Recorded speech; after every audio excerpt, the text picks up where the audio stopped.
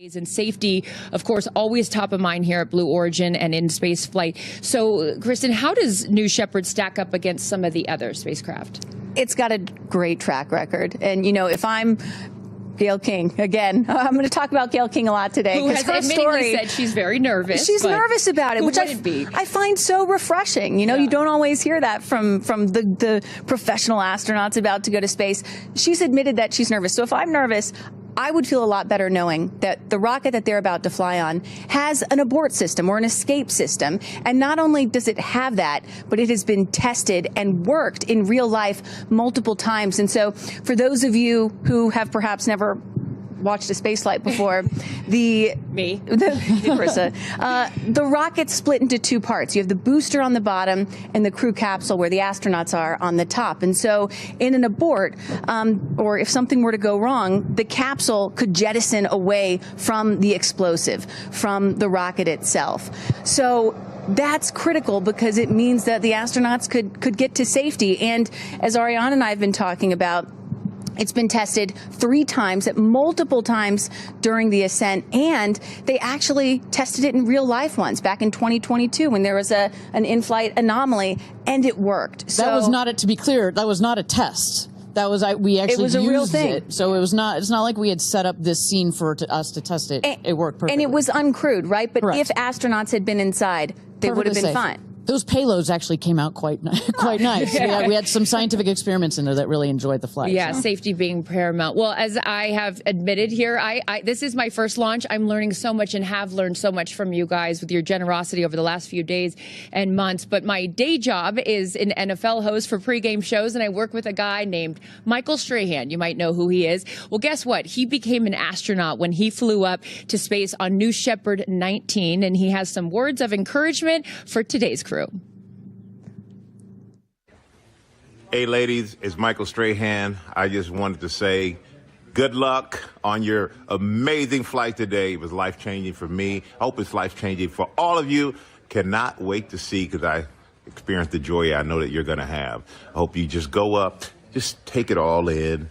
Enjoy just looking down on the planet. Enjoy being weightless. Enjoy being together. That's the biggest thing, because it's a bond that will last a lifetime. So good luck. Have fun. Looking forward to seeing you when you're back on the ground.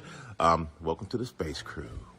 This guy, what a guy, as he's at his other job on GMA there in the morning show. But yeah, he can do it all, but a really cool experience. And he came back and had told me after he did that he didn't even know how much he needed it until he did it. A really special thing that these women are about to experience. So Ariane, what are some of the top reasons people tell you that they choose to fly specifically with Blue Origin? So first and foremost, a lot of them come to us saying, this is a dream I've had since I was a child. Mm-hmm. And they are so ecstatic that finally they have the opportunity to fly, and to fly now. You know, you can, it has taken so long for us to get here, and so now they can actually buy a ticket. I'd say the second thing is we do get those adrenaline junkies who have been like, I've been to the top of Everest, I've been to the bottom of the Mariana Trench, you know, I've flown in a MiG fighter jet, but there is no other way of getting this sensation, both from you're going Mach 3 times the speed of sound, but also you're getting this insane view from up in space. So I'm so jealous. I'm glad you, thank you. You teed me up for the sign up, because guess what? It is as easy, I can't believe I'm about to say this, as scanning a QR code. If you want to go to space, scan that QR code right there on your screen. This is, I mean, my goodness. It's like going to a restaurant and, you know, yeah, you want to see the menu or you want to go to space. But here you go. You can join the manifest and book your flight on New Shepard. It is as easy as that. Absolutely incredible. But for those of you just joining us, my name is Carissa Thompson alongside Kristen Fisher and Ariane Cornell, and we will be taking you through the launch of New Shepard 31, Blue Origin's 11th human flight. And in just T-minus an hour and 6 minutes, our crew of 6 women, Aisha, Bowe, Kerianne, Flynn, Gayle King, Amanda Nguyen, Katy Perry, and Lauren Sanchez will emerge from right behind me. Now that the sun's up, we can show you. Astronaut training is over my shoulder here. They'll emerge from the door where we saw Tabitha a little bit earlier. earlier, and they'll hop into Rivians and drive down what I love, the road to space. Literally and figuratively, New Shepard 31 will take off in an hour and 5 minutes. So right now, we're going to hear from another one of our astronauts, Tabitha Lipkin, caught up with Katy Perry. A big part of your life, of course, is your daughter, Daisy. Yeah. I want to know, does she kind of have a concept of what's happening, or like, what are your feelings around sharing this with her? I mean, she's 4.5, so she's still trying to figure out what day of the week it is. Sure. But it is very normal, you know, for us to talk about mommy going to space now. And I will be so excited to hold her when I land. Do you have a message for your family in this moment? It's okay. Yeah, no stress. I'm going to be very emotional this weekend, of course. Yeah, it's an emotional thing. It's a big journey. It's huge. My message is that I love them.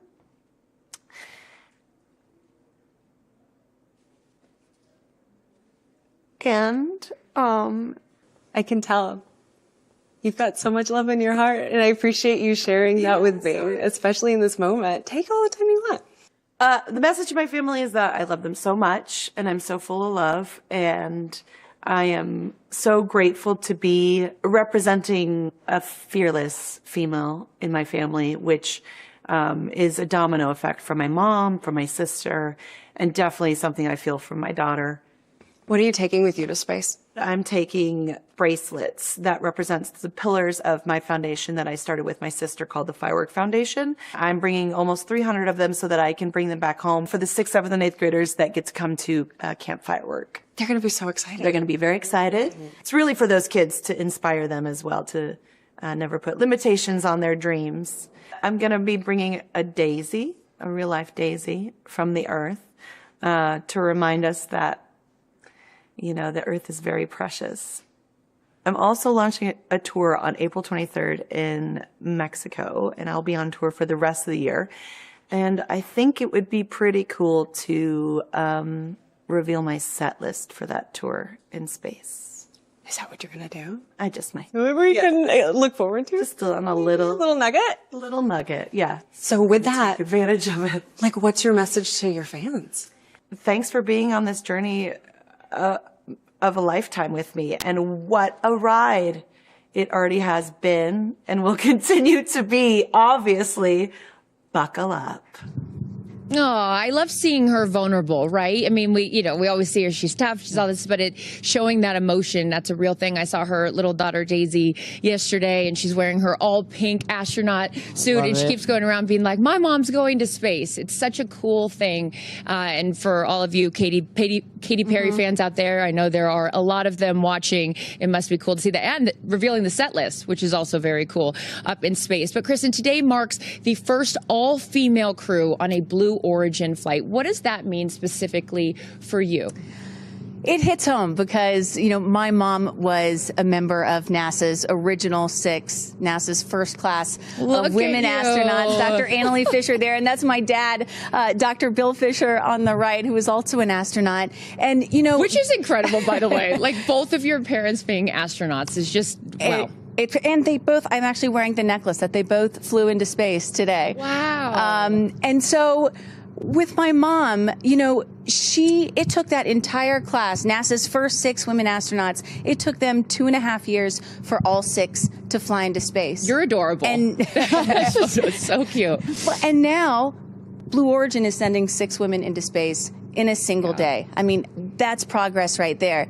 And then on top of that, my mom was the first mom in space. I was 15 months old when my mom flew, and so I'm really relating to little Daisy, Katie's 4-year-old today. But you know, back then when she flew in 1984, there was some people thought it was really impressive and incredible what she was doing, but other people were like, my gosh, how can you leave your 15-month-old baby back on Earth? And so today, here we have 4 moms, 2 mothers at the desk, a grandmother going up in space. Yeah. I mean, it's truly generational progress, and it's just so cool to see. And I got to shout out to my daughter, Clara, who's watching at home, who is so upset that she can't be here today because she wanted to meet Katy Perry. But, you know, hey, you got to go to school. So I got to go to school. I should mention to you that actually we at Blue Origin, we've got these what we call our business resource groups. So they're groups that you can join as the employees, and we've got one for the Black community, the Latin community. But we also have one for the parents at Blue, and we call it New Fisher. So, you know, we've got New Glen, New Shepherd, etc.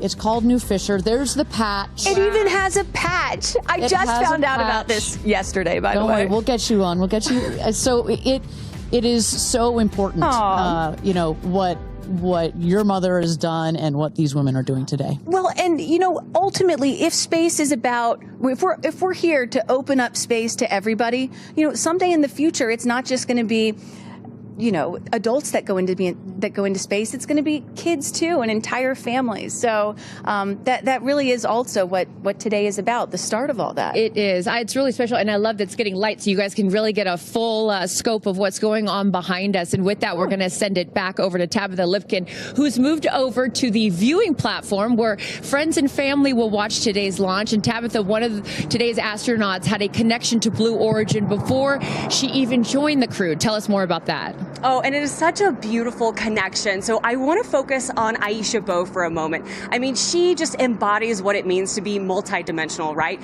She talks about going from community college to space. She's representing the Bahamas, and she helped found projects like STEMboard and Lingo. But within being multidimensional, she also was a mentor for an employee right here at Blue Origin who helped build the very rocket she is about to take off on. What was it like when you put the flight suit on? Gosh. Okay, the flight suit, first of all, we look good. It's amazing. Like, as I pulled up the zipper, I felt like a superhero. And then I just reflected on my life and the journey to the flight suit. My 92-year-old grandfather is making the journey to see the flight. And where he was born in the Bahamas, they didn't have aircraft. He used to ride his horse around all the time. And so now he's taking an airplane to come see me fly to space. And that was at the top of my mind when I was zipping up the suit. What is your connection? You mentioned this briefly when you were at NASA. There was an intern who now actually works here at Blue Origin, and you guys are tied in together. I want to know that story. I went to an aviation museum day for young girls who were interested in aerospace, and I met Claire Luce. And she said, I want to be an aerospace engineer. And she asked if she could come visit. And I was like, yes, of course. Well, that one day turned into me mentoring her, and that 13-year-old girl became a 16-year-old who had an internship at NASA, who then decided to become an aerospace engineer. And today, Claire is working on the very same rocket engine I'm going to fly on. And so to know that when I step in that rocket, that someone who I've known since she was 13 has had her hand in making sure it's safe means all the world to me. I mean, just an incredible story, right? To have that connection with Claire. And you know, Aisha's also been a big proponent of Club for the Future, which is Blue Origin's nonprofit, where you can get free space-related lessons, but also we're sending postcards to space. And Aisha specifically is sending postcards all the way from India, Kenya, the Bahamas, and all across the United States. Pretty remarkable. Oh, that's such a great story. Thank you, Tabitha. We will check back in with you in just a little bit. But in seat number one will be Lauren Sanchez, who has seen her fair share of human flights from the ground. And I had a chance to catch up with her to discuss her flight to space. You know, we talked even years ago about the idea of you guys doing this, and now it's coming to fruition. So take me through that journey, the all-female space crew, sort of, and how we got from the idea to it actually becoming a reality. All-female space crew, can you believe it? Can you believe it? I can't believe it. I mean, it's really, I hear that, and I have so much gratitude that we're able to do this. Mm-hmm. And it all started when I came here and watched Jeff go up. He came back more grounded, more like alive. Which is interesting, right? You go to space to become more grounded when you come back down to Earth. It's so true, though. I always say, you know, it's not about going to space.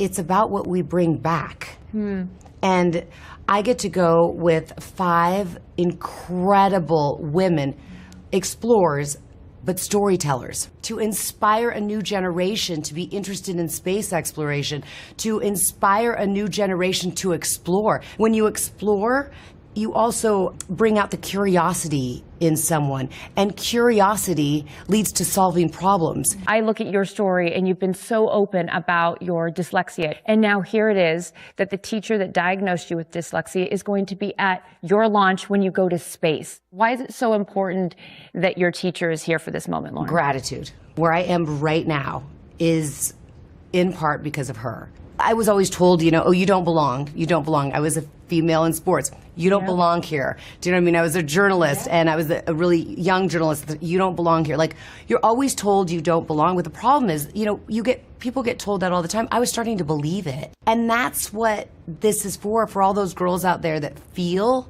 or for anyone out there who feels they don't belong. If you're there, you belong there. I love that. Has Jeff told you what you could expect? What has he shared with you about his experience? He told me that it's going to change me more than I know.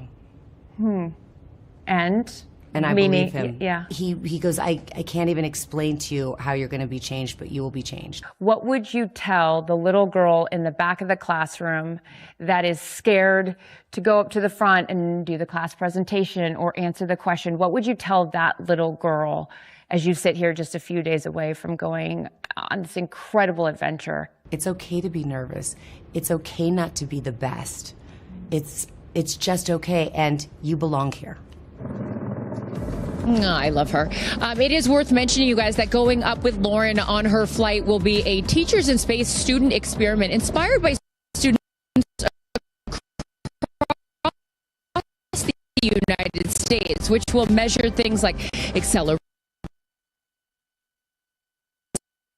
So this is a different QR code. Access free space as we await astronauts coming out of training onto that road to space. Again, full admission. This is my first launch. I don't know how this with you. Explain to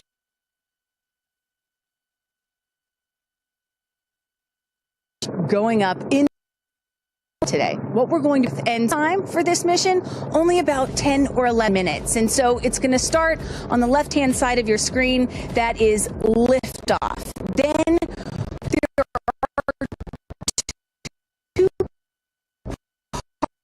parts.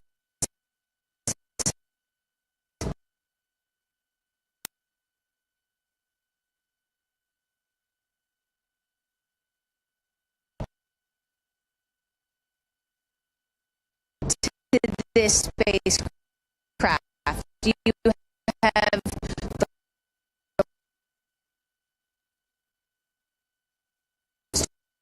the is going to come back and vertically until just a few years ago. Incredibly difficult to do. And then that crew capsule is going to descend with the assist of 3 big parachutes and come down to a nice cushy landing on the desert floor. Again, total time, it sound so 10 easy. to 11 minutes, right? I mean, it's going to happen really fast. It will happen really, really fast. I should note on the booster, so we made history with this New Shepard rocket, not the exact tail that we're flying today, but we were the first organization to ever land a rocket from space and reuse it. And that happened just 2 miles north was the launch pad. 2 miles beyond that was the landing pad where all of that happened. It was really exciting. These women, though, I should say, while it feels, it still is a rocket launch. So this thing is going to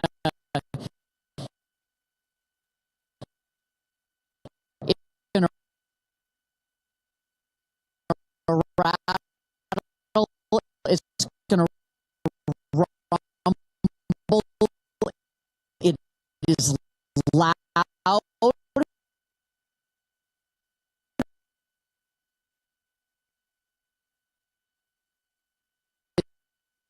A little bit more since and right there. Now Ariane's next. Sure. So the astronauts, here you see Amanda, there's Lauren, Kerianne. So they're going to get, there's Katy, and Aisha. So they're all going to get into the Rivians. Look at Gayle bouncing up and down. She doesn't look nervous at all. She's ready to go. So they're going to get into the Rivians. They're going to drive just behind us. We can already see the friends and family starting to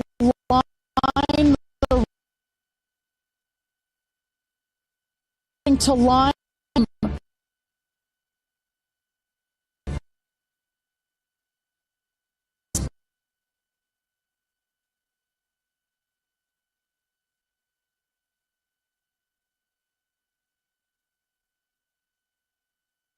right in front of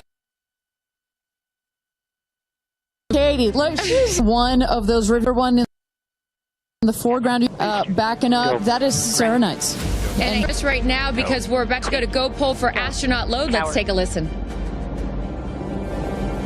7. Moving on, Capcom. Go. Engineering. Go, green board.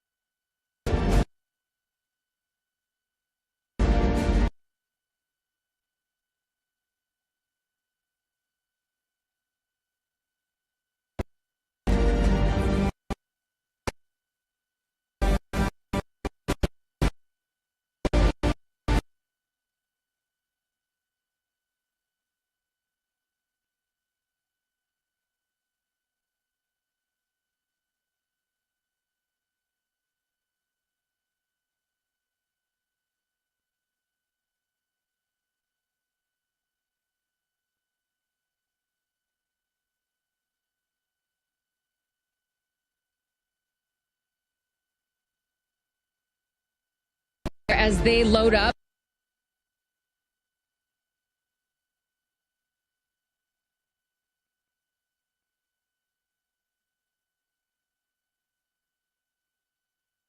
Rivians here road to stop there. They will out, take a very quick photo, and then get back in the Rivian.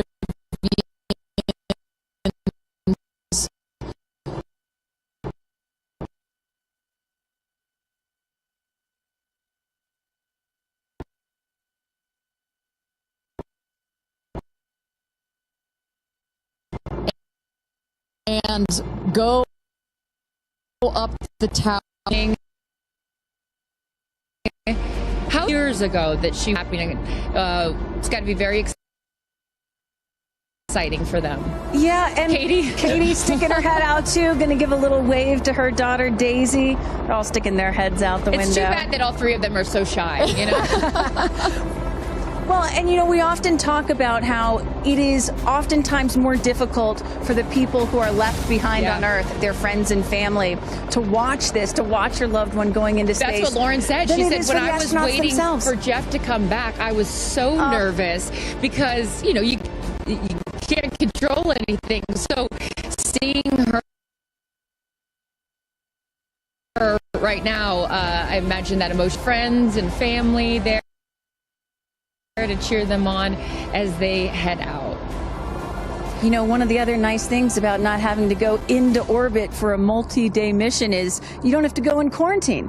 Right. You can actually be with your friends and family right up until the moment of launch. Such a good point. For those of you just joining us, Carissa Thompson, Kristen Fisher, Ariane Cornell, and Tabitha Lipkin here for coverage of New Shepard 31, Blue Origin's 11th human flight. You're looking at all the future astronauts, right? We can't call them astronauts yet until they pass that Kármán line. Our crew, our all-female crew. Yeah, our soon-to-be astronauts. Soon-to-be astronauts as they make their way out to the road to space here in T-minus 46 minutes as we count down here. How does this compare, Ariane and Kristen, having seen so many launches to some of the other ones that you've seen?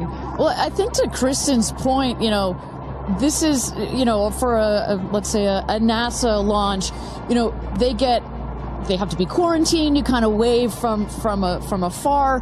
The families. This is a parade. Yeah, it's a parade. They're really integrated into this experience because, as I mentioned, when these people go to space, so often it's, I've been dreaming about doing this since I was a little boy or a little girl, and the family and the friends come along this journey in supporting these people, and so to be able to have them there right up just into the last minutes like this is really important. And we knew when we designed this whole astronaut program that incorporation of the families and the friends was going to be very, very important. Why was it so important? Well, I think among other things, precisely these aren't, these are not people that have trained for years and years and years, right?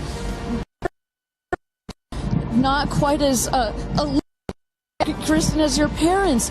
They're not fighter pilots. You've got people that are very normal, like Gayle has been very clear about her emotions and her nervousness.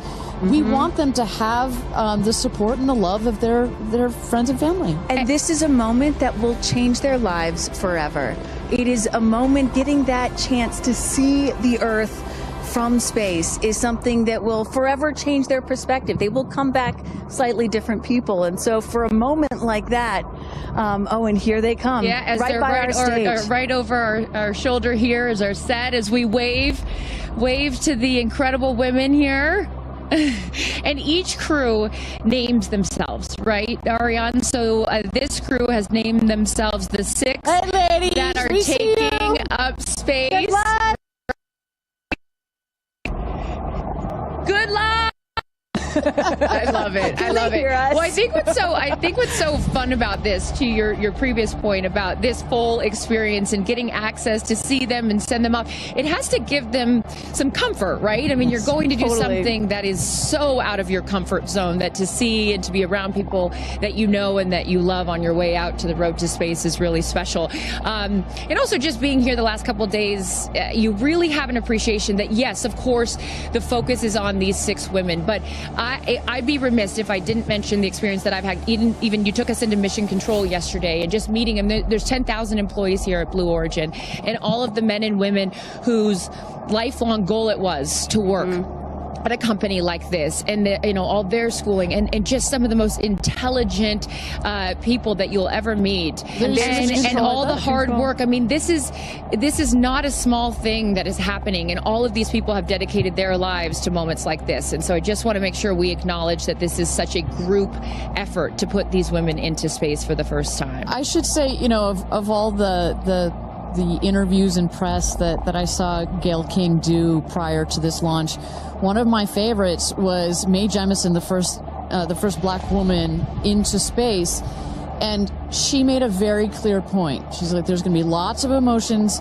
on I want to say game day, on launch day. It is game day. On launch day, but there you can see she's got tears in her eyes already, and just know that you have some of literally the world's most intelligent people that are taking care of you, that are watching this rocket, not just today, that the energy that has been put into this vehicle over the last several years, the several months that have been taken to plan this mission, and in the last final days and hours as we check the vehicle, we only send them out there and only send them up into space when everything is ready. We take this very, very seriously. And as Kristen said, this feels like it's getting a bit routine, but every mission is not routine for us. We make sure that we take it seriously. It is routine, I should say, but it is... That's a good thing. It's a good thing, and our team is paying attention, and no detail is missed on the day of. And there's a saying that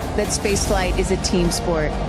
And, it's not, there's so much focus on the astronauts, but it really is a team sport. And I think we really got a sense for that yesterday going into mission control. For those of you just joining us, Carissa, Kristen, Ariane here, Tabitha with the friends and family, and then we see the astronauts here. They have loaded up from the Astronaut Training Center. They're in the Rivians, going at quite a speed, I will say, on the road to space, which what a is shot. Look at that really sunrise. beautiful. I was just going to say, which is such a beautiful shot there, the aerial view from our helicopters. But There's been conversation leading up to this, and I loved, Kristen, you had pointed out when you get asked, like, well, why do this?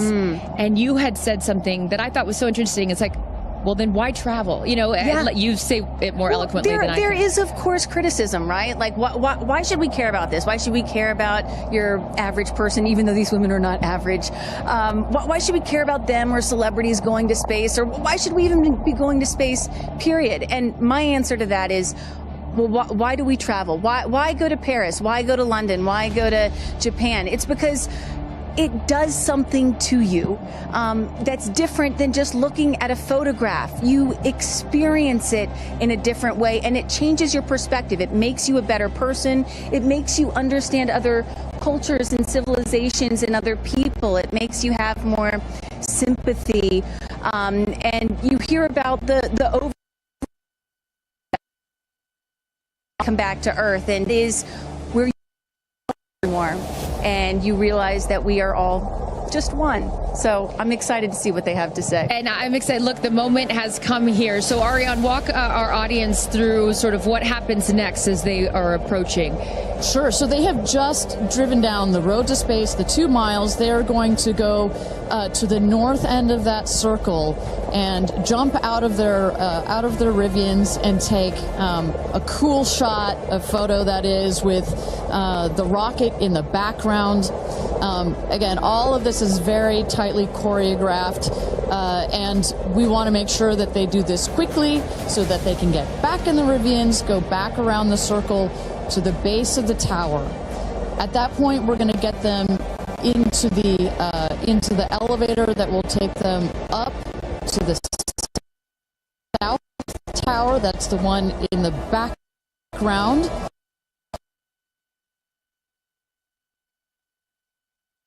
There, our crew, they are ready to load the crew into the capsule itself. This is safety is paramount at Blue Origin, so we want the minimum number of people out there next to the rocket for the least amount of time. So we keep it fast. We keep all these procedures tight. But we got to do a quick photo shoot by the rocket. I mean, so good. It's history, you know? We got to capture that moment. And again, for those of you just joining us, this is something that I was not aware of. That beautiful rocket right there, News Shepherd, didn't come out until this morning, right? So explain a little bit more for those people that are just tuning in, sort of how the setup works. Sure, that is correct. So at about 2 o'clock this morning Central Time, we rolled the vehicle out. There you see on the truck. With the capsule already what we call mated to the rocket. You'll see here in a moment the rocket, it goes very slowly, just want to make sure we take care of our baby as well. Goes out there, the truck will turn the vehicle vertical, and at that point we connect all the pipes and the hoses to the vehicle, and we start loading the vehicle with propellant. Right there, it's empty. That's for safety and security reasons. That's also, it makes it easier to turn vertical. We'll load the vehicle with propellants all the way up to the last moment. We put in there, you heard it earlier in our webcast, liquid hydrogen and liquid oxygen. Those are the two propellants that fire into what we call our BE3 engine, our Blue Engine 3. And our team in Mission Control from that point on has got their eyes glued to their monitors to make sure that the propellants in the tank stay within bounds, within temperature bounds, within pressure bounds. As they make their way here onto, they'll take the elevator, right? They won't take the stairs. That is correct. Yeah. So we just inserted the elevator relatively recently. It makes it a little bit more comfortable as you're going up to the top of the tower. We're at about 3,000 feet above ground level in altitude up here in a dry, dusty desert. We just want to make it a little bit easier for them. And it's worth noting, too, so the 6 women are headed up. We saw Jeff is with them as well, but also crew member 7. Explain to those at home who crew member 7 is. Right. It's like, if you don't mind, I'm going to use a football reference Please for you, do. Aaron. And we come, I called you Aaron like your girl. Sorry. Oh, my goodness. We're often confused. Oh, my goodness. So it's like the 12th man remember, there's 6 crew members that are going, obviously, in the capsule. But nobody from Blue Origin will be in the capsule. It'll be the crew member 7 that has been training them. We saw Sarah Knights as the second driver in addition to Jeff Bezos. And then, a little confusing, we've got a second crew member 7 who is going to be on Capcom, or capsule communicator. Today, her name is Laura Stiles. She will be the person that is in our astronauts' ears, communicating with them, making sure everything's going okay, also telling them, hey, this is when you can unbuckle, and this is when you can... That's her right there. That's Sarah Knight's right there, exactly. And now we are looking at what? So now the crew, as well as you see Jeff Bezos there, have gone into the safety shelter, and we're gonna wait there. You see Sarah Knight on the right. She's gonna just communicate with the Blue Origin team that is at the other tower just next to the rocket to make sure that everything is set and sorted for them to do their final load. This happens very shortly here. We clock it at about T-minus 35 minutes, but we'll only do one already. And in case some of you are wondering what a safety room is or why it's there, it's, again, what Ariane was talking about. You want to keep these astronauts as safe as possible for as long as possible. Of course, they'll be safe when they actually get in the rocket, but just in case anything were to go wrong, we had the chance to go inside this room a few days ago, and it is, is it a bomb-proof room? Do you want to say that? I mean, it is. It is. Yeah, and you feel it when you're in there. You're like, oh gosh, now this feels real. Yeah. And after going up that elevator, for us, I think that's the moment where we weren't even going into space, and all 3 of us were like, whoa, okay, it gets real serious. Yeah, but I love the access that we obviously have in being able to see these women before they go up. For those of you just joining us, we are T-minus 34 minutes to launch for NS-31, Blue Origin's 11th human flight. As you can see there, a little live look in as them saying some words before they take off. Yeah. So I know that we had started to expand upon it and then took a shot of the astronauts. So what will they feel? Sort of walk us through the physical part of what they'll experience, Ariane, once they are in the capsule. So once they're in the capsule and they're ready for takeoff, first they'll hear the engine when it ignites. It sounds like a pop. Everybody, listening will also hear that. It sounds like a pop, and the engine roars. We hold the rocket down for about 7 seconds. Make sure it's all ramped up. And during that period, that can actually be one of the most, frankly, nerve-wracking times, because you start to, if you're in the capsule, you start to see the glow of the flame. And here they come. Here we go. Loading into the capsule. And the significance here of the bell, and I should note before I have you explain that, each crew names themselves. They have named themselves the 6 taking up space, as each one is ringing a bell. And the significance of that is what, Ariane? This is one of our traditions. All astronauts throughout history in various programs have had their traditions. For us, we always want our astronauts to ring the bell. Above there, you see, light this candle. Those were the last words that Alan Shepard said right before he went to space. Alan Shepard, of course, the namesake of our vehicle. He was the first American into suborbital space. And we just like to let the stars know that we've got some people heading their way. Absolutely. As they load in, I will... In my world, we call it an audible here. Just if we have any sound from mission control or anything, I'd love to take a peek at what's going on in there and just give the folks at home some idea of what's happening there. And there we go. There we go. So we don't have sound of it, but we can see all of the brain behind this beast. But I could tell you, Carissa, other than a couple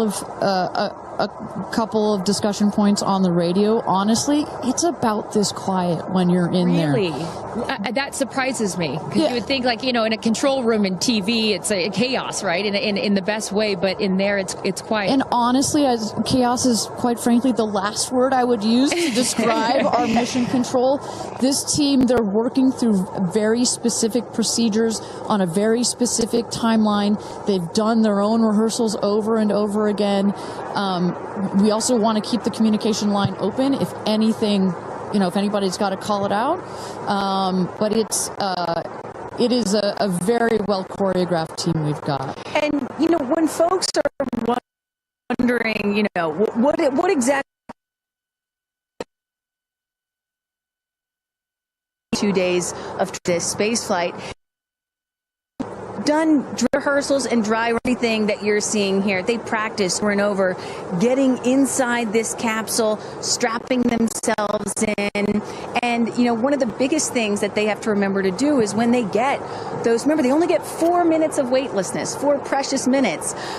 They have to unbuckle and then buckle back in at the exact right moment. So those are some of the things that they're learning to do and practicing while they're training in that building right behind us. As we look at New Shepard 31, the 31st mission, the 11th human flight here for Blue Origin. We are T-minus 30 minutes. Carissa Thompson, Kristen Fisher, Ariane Cornell with us, and Tabitha Lipkin at the tower. I am going to be leaving here in just a few minutes. I'm going to go to fallback 3, an area. Then I will wait for the capsule to land. I'll wait for the recovery team to come out and then bring you interviews from each of our astronauts as they arrive back here on Earth. I cannot wait for that. Again, we've seen them load now into the capsule, and I just would love, you know, some more play-by-play, Ariane, of sort of what now this process looks like, as it's all new to me, and for any of you that are also joining us for your first launch, welcome. And now we'll let the experts tell us what's going on. So you saw them loading. You saw them loading into the capsule. They are getting into their seats. They're getting into their harnesses. It's a 5-point harness, so clicking them all in. All right, we're hearing that Capcom right now. Sorry to interrupt you, Ariane, which is short for capsule communicator, and ready to do the astronaut comm check. So let's take a listen. Laura Stiles has the mic.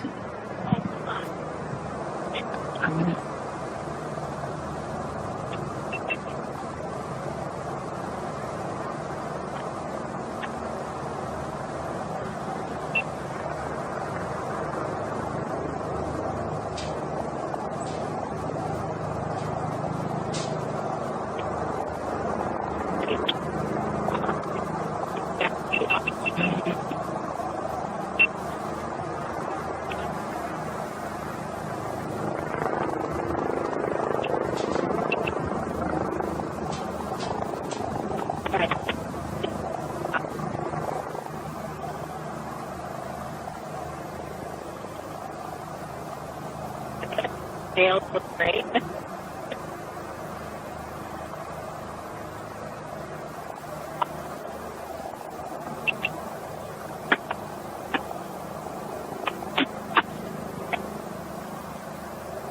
Right.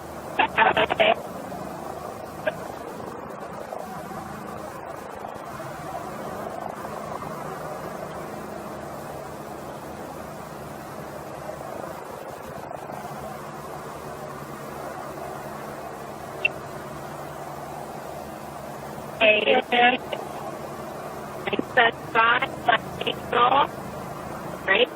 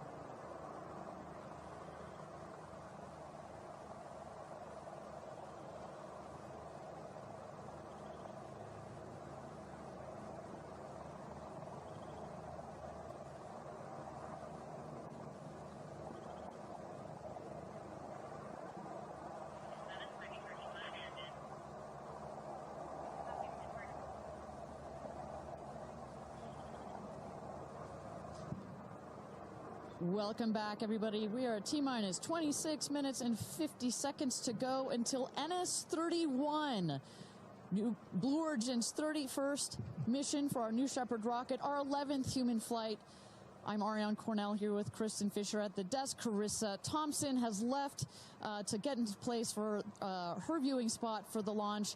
We are waiting on Capcom, or the capsule communicator, to run the comms check with our astronauts. But Kristen, we were just talking a second ago about what's going on here. You see our crew member 7, Sarah Knights, who's coming out of the capsule there. She has helped load our crew into the capsule, has done just a double check, making sure those seatbelts are nice and tight, as well as made sure that the earpieces and everything are set for our astronauts.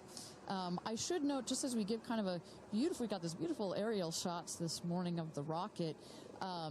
We have these sunshades you see on the at the top of the capsule, that kind of white square. We've got one there in the foreground, and coming around you'll see another one on the back. Those windows are so large that it can kind of act like a greenhouse in there, and especially down here in the West Texas desert, it can get a bit toasty in there. So we've got some nice sunshade for their comfort. And I love that we can see some of the crewmates inside the capsule as they're getting strapped in. I think you could see Lauren Sanchez right to the left of the hatch right there from that camera shot. So pretty cool that you can see them this close to lifting off. Ariane, I have to say, on my break-in, we got profound experience. Jeff Bezos here. Yep. I'm so excited for you. I don't want to get off. I want to go with you. And when you get back, I can't wait to hear how it's changed you. I love all of you. See you soon. Godspeed. Gradatum ferociter. And there you heard it. Some words of support from Jeff Bezos, founder of Blue Origin, also astronaut himself from our first launch.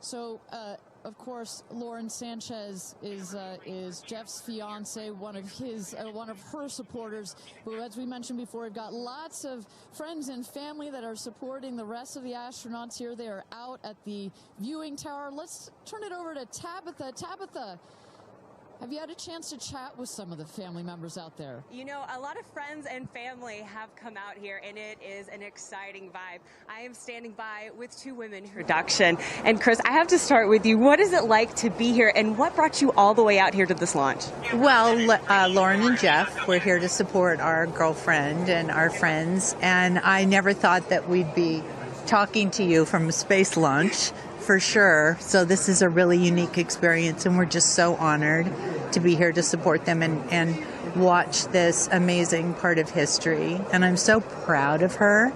And I just feel like all of the female astronauts that are going to go up today. It's such a big day in history, and it's so empowering, especially my daughter is 7, and just to see something like this. And I mean, somebody said their grandfather was here that's 92, then they didn't even have transportation back then the way that we do now, and now they're going to space. It's pretty amazing. That's Aisha's grandfather. 92 came all the way here. That's where the story. I was like, I heard this story, and he had no airplanes, nothing back in his day. Now he's seeing his granddaughter go into space. That's a beautiful thing. It's really incredible. And how does it feel also to be able to share this with multi-generations within your family? It's really something. It's just Kim keeps writing us because she was supposed to be here with us, and she's studying for law school, so she had a big test that she had to take.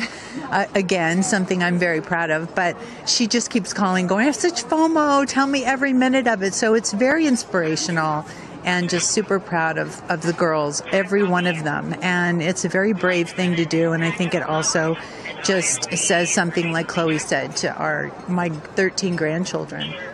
Yeah. And what can you say to that too, for your children? Oh, I just think it's really whatever you dream of is in our reach, especially in today's day and age. And dream big, wish for the stars, and one day you could maybe be amongst them. That's so beautiful. And just before I send it back, any last messages to the astronauts before they take off? I think just great luck. be present. I mean, I'm so excited. I love the messaging that we keep receiving from the staff here at Blue Origin is don't film it through your phones, look through your eyes, be as present as possible. They will supply all the content that we need and to give to our families, but I love just being in the moment. Yeah, same. And we're gonna excited. Yeah, we're so excited. We're going to be in the moment too here. We're going to send it back to you guys at the desk and we're going to start watching. Love you, ladies. Good luck. Bye. We had no idea that Chris and Chloe were going to be here, and we're about to be interviewed by Tabitha. So that was a nice little treat. They sure looked the part, you know. Oh, they're ready for their day out here in Texas. I love it. Yeah, and you know, for those of you watching, we're really in the middle of the desert. We're a solid 2-hour drive from El Paso. And as you were saying yesterday, Ariane, you know, you really get the sense like you start in El Paso and the more you get out here, you do start to feel like you're on another planet. I mean, it's got quite a moonscape, Marscape vibe. And our guests that are here today, as we just saw in Chris and Chloe, are dressing the part. Well, so let's bring it back to the real stars of the show, our astronauts. And one of our astronauts that we haven't heard from yet is Gayle King. She has obviously a lot of emotions going into this flight. Let's hear what she has to say from this interview with Tabitha Limkin just a couple of days ago. When I made the decision to come, there were only 3 people whose opinion matters to me the most. Favorite daughter Kirby, favorite son Will, and Oprah. That's my kitchen cabinet. And all of them said, I think you should do it. All of them, much to my surprise, including Oprah. I really thought she was going to say, nope, I don't think you should do it. And she was like, do it. She said, I really think you should do it because you've been talking about it. And when it comes back and you're not on it, you're going to be kicking yourself saying, I could have gone and I didn't. And I don't want to have to hear about it for the next few years. And, you know, I think everybody in this group is a storyteller and explore. And to be able to take this message and tell other people what it was like from our different perspectives, I think is very significant. Do you have a message for the kids watching? You should always know that no dream is too big. You know, we have someone, Aisha, who was told when she was a kid, your dreams are too big, you need to dream smaller. No child should ever be told that. And so I want people to know no dream is too big. And also, LL Cool J said this to me once, dreams don't have deadlines. Isn't that good? That is real good. Dreams don't have deadlines. I've never forgotten that he said that, and I believe that as well. What are you taking up with you? Oh, I have a bunch of stuff. I have Luca. I wanted one of his favorite toys, so I have a Sesame Street character called Tamir. Tamir is this little black boy with great curly hair, so Tamir gets to go to space. I have a wooden cross that you can hold in your hands. It fits like in 3 prongs. And a stranger came up to me at the airport.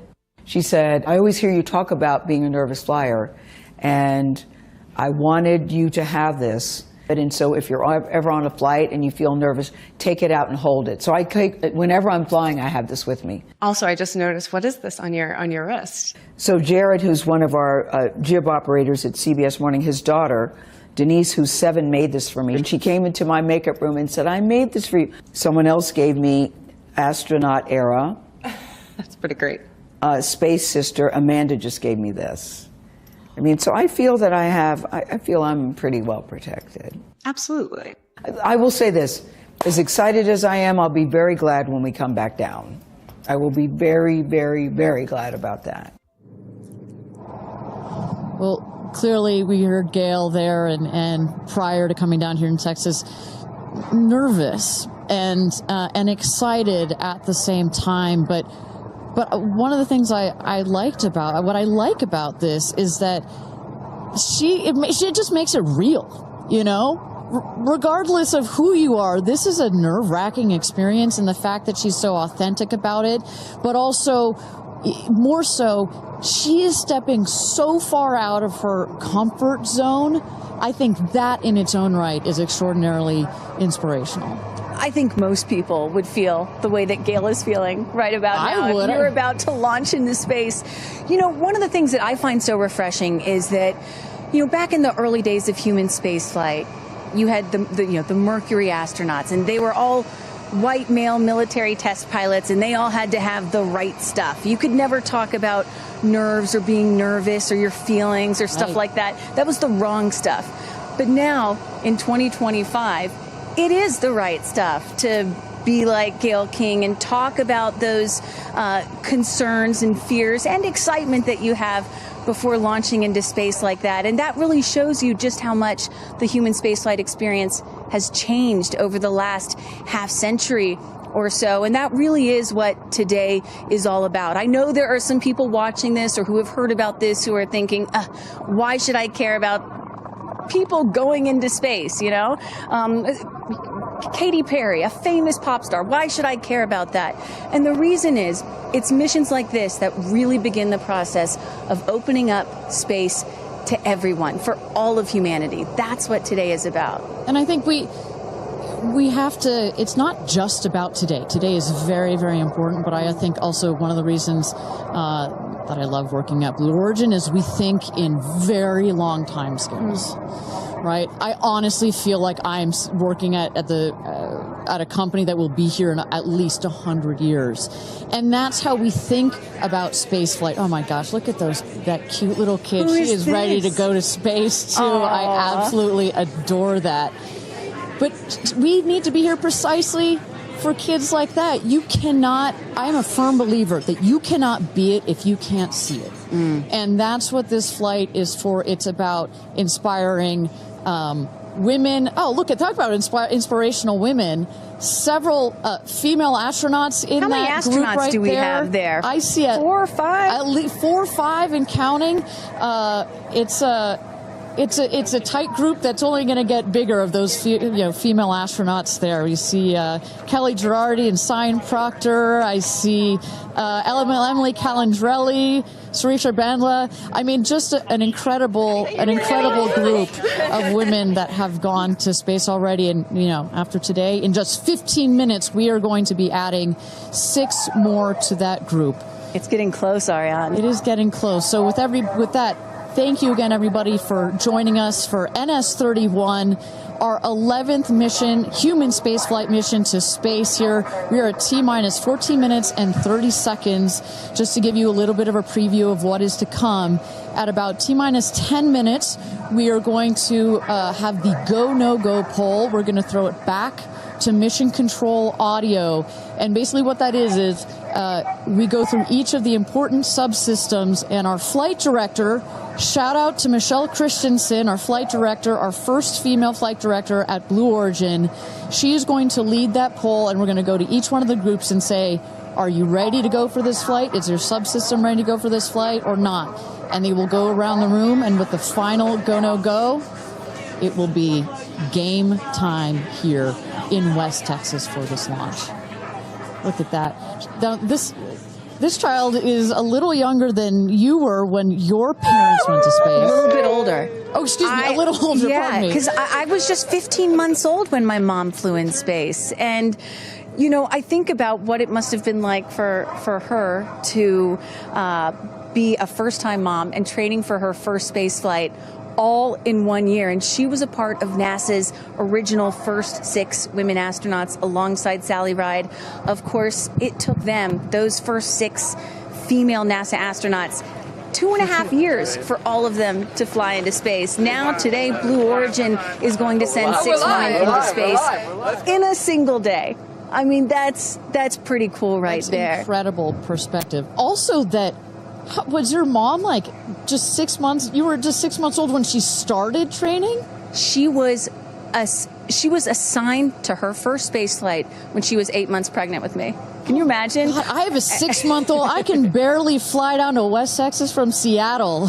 She gave birth to me on a Friday and was back in the astronaut office on Monday. I don't recommend doing that. As a mom of 2 myself, you're a mom of 2, I probably wouldn't do that. But respect. She did, Respect, that's huge. But I've asked her, I'm like, why did you do that? And she said, because I felt I had to prove something. I felt that I had to, pave a trail for women to come. And so as I'm sitting here today, I'm thinking a lot about what she did, the sacrifices she made to make what's happening today. Again, it's not normal. Human spaceflight will never be normal or routine, but this is the beginning of making this kind of travel. We got 4 moms on board, a grandmother, making these types of people going into space very routine. Now, talking a little bit about that, getting back a little bit into the flight profile and what they're going to feel as part of this now routine flight. So the 6 astronauts are currently in the capsule right now, all strapped in, ready to go. Their audio is working. We are waiting for the T-10 here for the go, no go poll. At T-0, you guys are going to, all of us will hear the pop. That's the ignition of the BE-3 engine. It holds down the rocket for about 5, 6, 7 seconds. Inside the capsule, they'll start to see the glow of the flame, and then they will lift off. They will take off. They are in a somewhat reclined seat, and they'll start to feel the G-forces on their body. And so kind of like sitting in a car that's accelerating, it pushes you back against the seat. That's the same here, except they're going up. They will accelerate to they'll have 3 Gs. So here on Earth, we're at 1 G. When you accelerate to 3 Gs, so like if you're 100 pounds, it feels like you are then 300 pounds. But Kristen, crazy. It's crazy. But in that reclined position, it's dispersed across your body. Bad. It's not as bad. It kind of feels like a weighted blanket. And then it nice eases and cozy. up. It's nice and cozy as it gets nice and dark. I'll take a weighted blanket right about now. But they're not. Don't worry, it's going to get nice and dark, but there's no sleeping on this. They are going to have the most incredible view out of those windows. The capsule will separate from the booster. That's when they're going to feel weightlessness. They'll get the about 4 minutes to unbuckle, enjoy the weightlessness, enjoy the insane views out of those windows. They'll buckle back in, come back through the atmosphere. That's actually when they're going to have the peak G-forces. They peak at about 5 Gs. Which is kind of counterintuitive. You wouldn't think that you would feel the max G-forces on the descent, but that's when you do. But that's when you do, and it's kind of like, because you're coming back through the atmosphere, right? It's thin up there. You come back through the atmosphere. It's thick. It's kind of like diving into a pool. It kind of goes whoosh against you at 5 Gs, but then it eases back up. And we deploy the parachutes, and they come floating down at about 10 to 15 miles per hour for a nice soft landing here in the desert. At the last second, there's an air cushion that comes out. Go. Booster. Here's go no go, Paul. Go. Ground. Go. Inco. Go. Safety. Go. Capcom. Go. Engineering. Go. This is the flight director. New Shepard is go for launch. Booster, commence terminal count. Protocol flight. Yeah, baby. Go for launch. My favorite words. It's getting real. T-minus 8 minutes and 51 seconds. Until our 11th human space flight, the first all-female crew flight to space. All 6 of our astronauts are loaded in the capsule, waiting for just 8 minutes and 30 seconds to go here. Now, Kristen, we just kind of walked through the flight profile, what it's going to feel like for our astronauts. Oh, we got Carissa up on the tower to chat with more friends and family. Carissa, who you got out there? I don't need to introduce the incredible woman. I don't need to introduce the incredible woman next to me, who is a ray of sunshine. Oprah, you are wearing yellow because Gayle's call sign is sunshine. Yes, right. And all of us, the whole family is wearing yellow today. And I you know, we've been friends. It'll be 50 years next year. We've been friends since we were 21 and 22. And I have never been more proud of my friend than today. Never been more proud, because this is bigger than just going to space. I mean, I think for her, who anytime we're on a flight, she's in anybody's lap if there's the slightest bit of turbulence, has like real anxiety flying, and this is overcoming a wall of fear, a barrier. I think it's going to be cathartic in so many ways for her. She told us that she was surprised that you told her to do it. Why did you want her to do this? Because I think life is about continuing to grow into the best of yourself and the fullest expression of yourself. And I think that this is one of the most fullest expressions you can possibly have. And I know that I felt deeply that she would regret it. And I didn't want to hear about it for the next 15 years. I wish I had gone, you know. And I said, there's only one time that all the women are going up for the first time. You know, there will be other trips, but there's only one first time. Incredible. So to be a pioneer is great. What was the last conversation you had with her? I said, peace be still. Hold the God's unchanging hand. He's got your back. That's it. That's it. I know that we're counting down here. We're getting excited for that go for launch moment. How are you feeling as her best friend? I feel so calm. I don't think I've ever been more calm because I think it's already done. Once she said yes, once she committed to yes, and Lord, did we all hear, should I do it? Should I do it? Since Thanksgiving, we've been talking about it. And so once she finally said yes, I was like, okay, we're going. It's a go. You know what I have loved is her vulnerability, because she's the voice of a lot of us that would be afraid, and she's okay to talk about being afraid. Why has that been so important to show that part? I think, you know, for every woman who's on this flight, it's about fulfilling something within themselves. For Gayle, it's about overcoming this great fear and also stepping into the moment of excitement. And I think, you know, it goes beyond this moment of just going up in space. I think this will be an everlasting experience. I was just thinking this morning, you know, Gayle has been there for me for hundreds of events. I can't even remember them, you know. But you will never forget this day. None of us will ever forget this day. Well, thank you for being here, for her, for us. I mean, this is just, it's a historic day, and it's only fitting that you are here front and center as a ray of sunshine that you are, Miss Oprah. Thank you so much. Thank you so much. You're next, you know. I'll send it back to you, Ariane. Thanks, Carissa. Wow, to see Oprah down here. No, I'm not besties with Oprah, not yet anyway, but if Oprah told me to do anything, I would do it. I don't think Gayle had a choice after Oprah said, girl, you got to do this. She had to do it. Ariane, we are under T-minus 5 minutes until these ladies hopefully launch into space. And, you know, you were just talking about what these women are going to feel when they launch. But let me tell y'all watching what we may hear, because we have one of the most famous singers on the planet on board, and there is a chance that we will get to hear the audio inside and hear what these soon-to-be astronauts are saying and possibly singing while they're weightless. So I can't wait for that moment. I'm also hoping she comes down to Earth and does like either a Fireworks Part 2 or E.T. Part 2.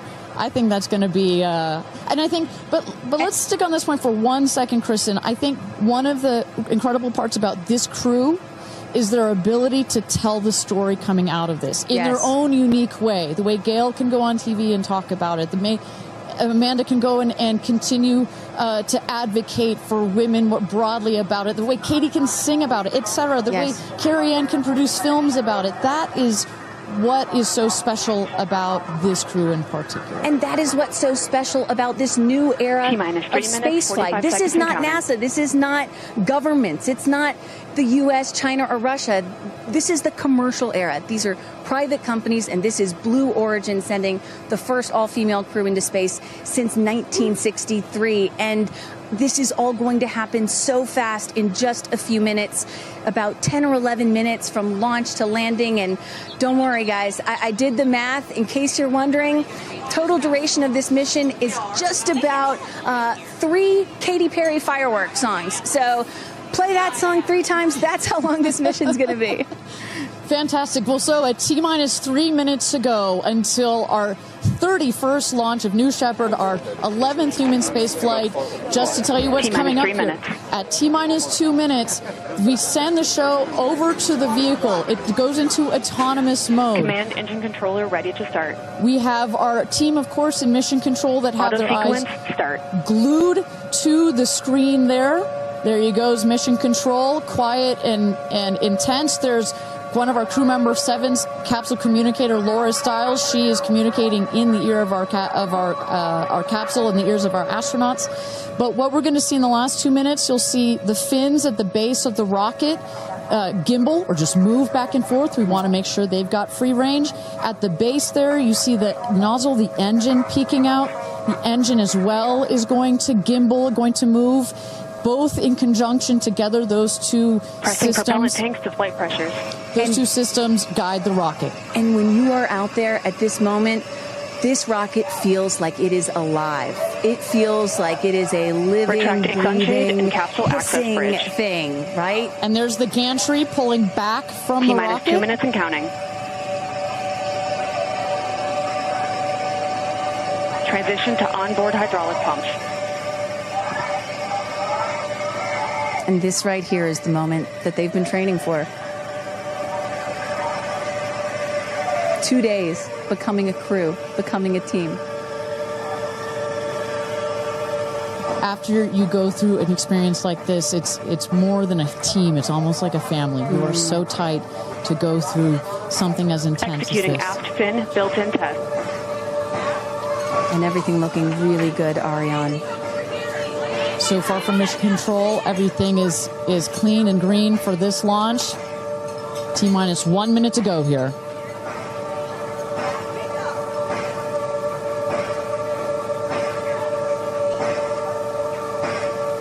Engine thrust vector control built-in test in work. Vehicle is now on internal power. So in a moment here, we'll see those, what they call the bit checks, the built-in test checks. As you mentioned, Kristen, inside the capsule, you know, as you said, this is like a bridled beast. This thing wants to take off. Switch to onboard helium. Here we go. Good luck and Godspeed, ladies. We're cheering you on from Let's planet launch Earth. this Thrust rocket. termination system is armed. Whew. T-minus 22 seconds and counting.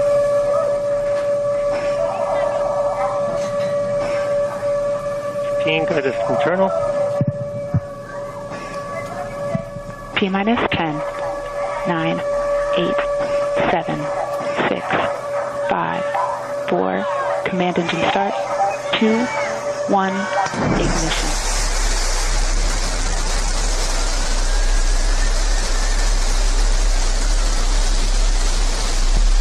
Liftoff. New Shepard has cleared the tower.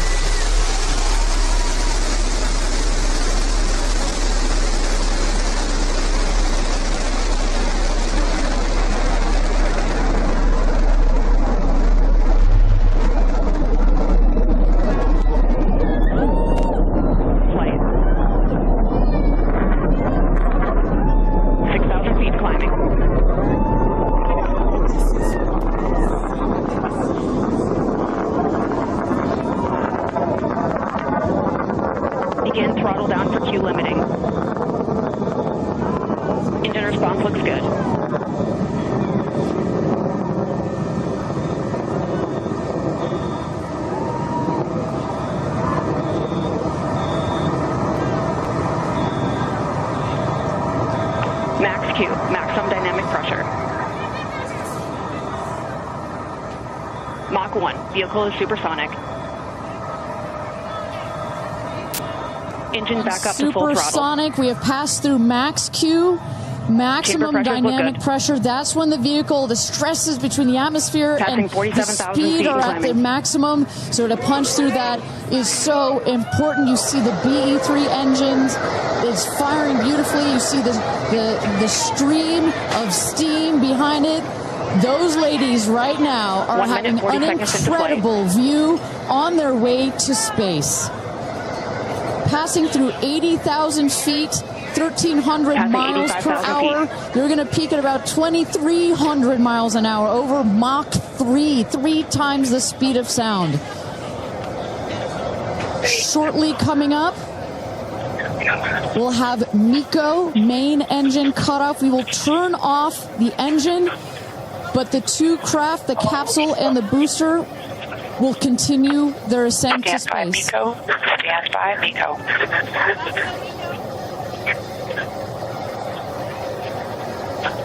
And there you saw the main engine is turned off. We're now going to separate the capsule from the booster, and at that point, Kristen, that's when all 6 astronauts are going to start to feel the weightlessness, and shortly thereafter, we're going to let them unbuckle. Separation is confirmed. And that right there is the most critical milestone of this whole ascent. Oprah watching her best friend go to space.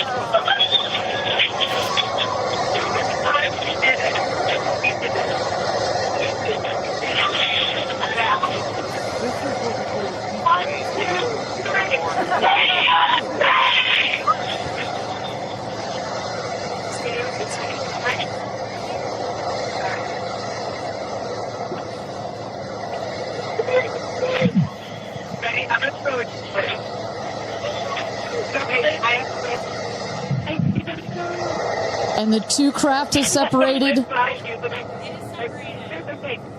it up there. 328,000 feet, 100 kilometers. Welcome to space, ladies, or shall I say, astronauts. Oh, the moon! You guys, I will have to tell you, look at the moon. Look. Oh, my God! Oh, my God! Oh, my goddess! That's our pink moon. I love you, Jeff Bezos! And just in case it wasn't clear, those are the astronauts. Those are their voices that you're hearing. And there, they have hit apogee, the highest point in flight, well over 345,000 feet, well over the Kármán line. Wow.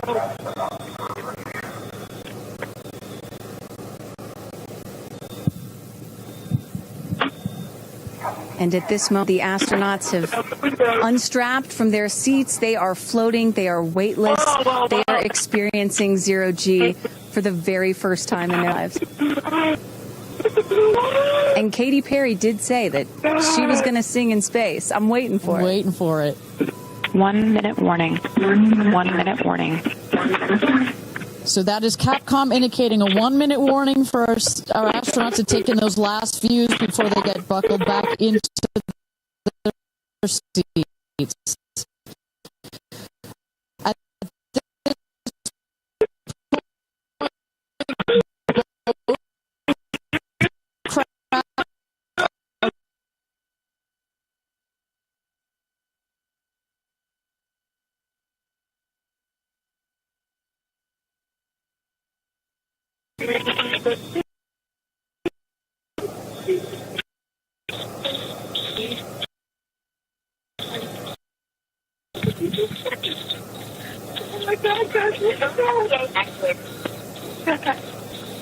Wow, so peaceful up here.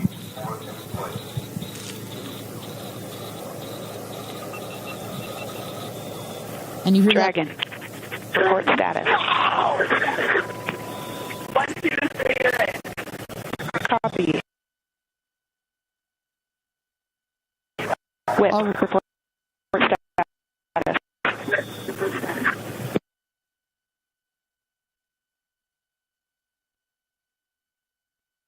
And all astronauts are back. That is the rocket that is screaming back down to the capsule to its landing spot just 2 miles north of where it's taken off from. At the top of the rocket, you see a couple of fins that are popped out. Those are to stabilize the rocket as it comes into land. Shortly thereafter, you will see the drag brakes that deploy that will cut the speed of the rocket in half. And then in the last moments, and there it is. We can see it from the stage. There comes the rocket down. It's going to relight its engine. We're going to also see a sonic boom. We're going to hear that shortly here. And remember, this is something that had never been done before until just a few years ago. Truly the stuff of science fiction that you're about to watch in just seconds. Drag brakes. Go. Engine relight.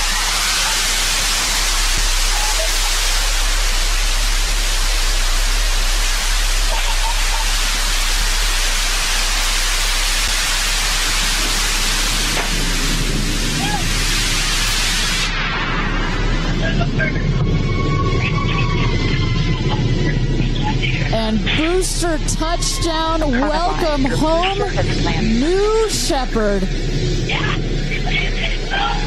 Picture perfect landing right there. Picture perfect landing. Right on target. You see that dust kind of creates this dramatic cloud that reveals the beautiful rocket that has just taken these ladies up to space and back. And I love the echo across the mountains. Is that what I was hearing there? That's what you were hearing. You heard the sonic boom, then you heard the engine relight, and all of that reverberates in this big, beautiful valley in West Texas.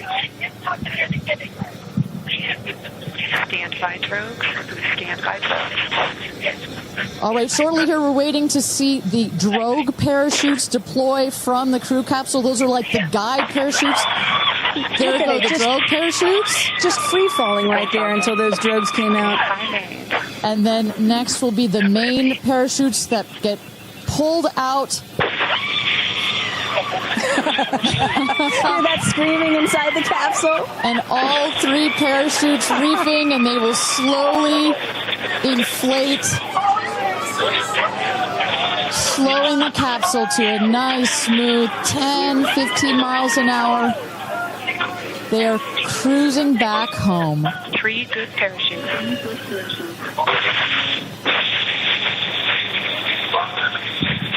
And I tell you, Kristen, from having gone through all of the simulations, I have gone through all of the training. They put you in the capsule that simulates all of this, including the sounds, and when you hear the motors of the parachutes pop out, that is the best moment in flight. Because I know Blue Origin does everything they can to make this as safe as possible, and y'all have an impeccable safety record, but it still has to feel really good when you know that you're coming back to Earth with those parachutes fully deployed.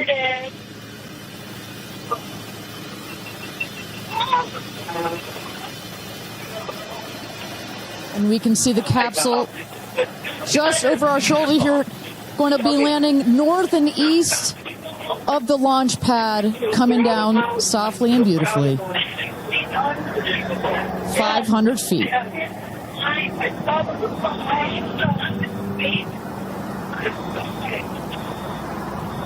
And you will see a puff of smoke when it touches down, a puff of dust. That's normal. A puff of dust, last milliseconds, air cushion that will kick up the dust. It's a very soft landing despite the sporty perception. There it is.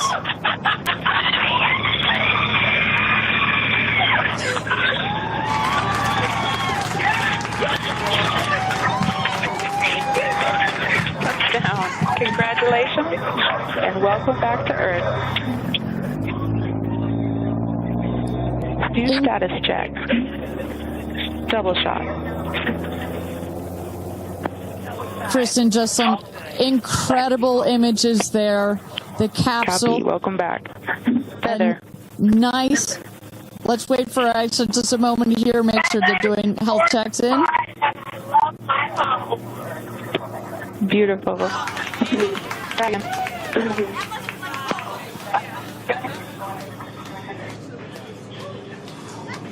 Yes, and as you heard it there, everybody seemed to be just as ecstatic to be back here, back on Earth. Everybody appears to be fine. Beautiful shot there of the capsule down in the desert. As we were just saying, it looks like a tough landing, right, but it is an air cushion in the last milliseconds that just makes it even softer. I will also note the parachutes landed very close to the capsule. That's just an indication that there's not very much wind out here today. A beautiful day for a launch and landing. A beautiful day to add 6 more names to the roster of astronauts that have been over the Kármán line into space.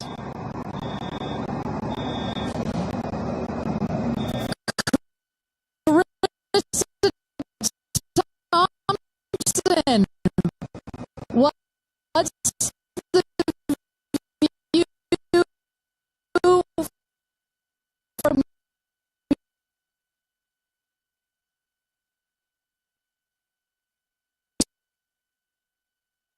It's you guys as with Orlando Bloom as jump in the car to go pretty and only imagine how these astronauts now that we can officially deem them astronauts, are going to feel. I can't wait to get their reaction. We are headed out there now. I will check back in with you as soon as I have them. Sounds good, Carissa. And as everybody can see, she is... those recovery crews are screaming out there. So we actually send them out as soon as we spot the capsule. And there's little Rose, Katie's daughter, who is just Daisy, excuse me, who has just seen her mother go to space and come back. I'm sure she cannot wait to say hello. So, but as I was mentioning, the recovery crew is heading out there. We send them out as soon as we can see the crew capsule and spot the crew capsule descending. There will be at least 2 trucks that go out there. What you'll see is they will come around the capsule. We also have crew member 7 who's in there. She will run out, go around to each window, make sure that each astronaut is fine, and the recovery crews will safe the capsule before we exit the astronauts. You know, it's hard to pick a favorite moment, right? Launch, landing, it's all good. But the moment coming up might be my absolute favorite, right? It's the moment the recovery team gets out there, then all the friends and family, and we get to see the astronauts emerge from the capsule, and we get to hear what they thought from the last, 10 minutes or so that they were up in space. And I think one of my favorite things that I've ever seen in covering space, certainly with Blue Origin, was that moment for William Shatner, Captain Kirk, as he emerged from the capsule. And this is exactly why you want to send people that are not just professional astronauts into space. What he said was so moving that day. 100% agree. But it's not just the astronauts that are here that are being moved by this event. We've got Tabitha that's with some of the friends and family out there. Tabitha, give me an update from the viewing platform. I mean, not a dry eye in the stand, I tell you right now. Chloe, I just want to know from your perspective, that moment, what was it like? I don't think I realized how emotional it was going to be, and I literally had chills all over my body from the second it launched until the moment I just saw it land. And it's sort of hard to explain, because I don't think you would be that emotional, but it's incredible. It takes your breath away. And I feel like I have all this adrenaline and I'm just standing here. Right? It's very true. Same. It's really, first of all, we're so thrilled that the girls are safe and everything went so well. And so that's a relief because, I'm sure there's a lot of nerves up there, but to hear the girls screaming and having such they said they saw the pink moon. Yeah. I heard the audio. I was like, that is the coolest thing. So I cannot exciting. wait to get the footage from inside and to hear. see that. I want to hear every little emotion that they had, and we can't wait to see the footage from inside. What are the chances? The pink moon, the rocket launch. It's so exciting. It's a great day. It's been a pretty phenomenal day.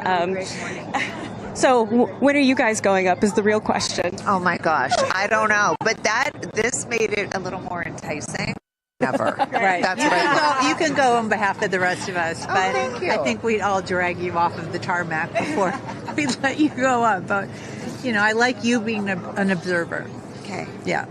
Well, we love being able to share this experience with you, and thank you for sharing how you feel out here with our audience. So it's been really, really incredible. So yeah, the emotions are high because it's so exciting and energizing. And gosh, Kristen, Ariane, I don't know what to say. I did cry. I didn't think I was going to cry, and I cried.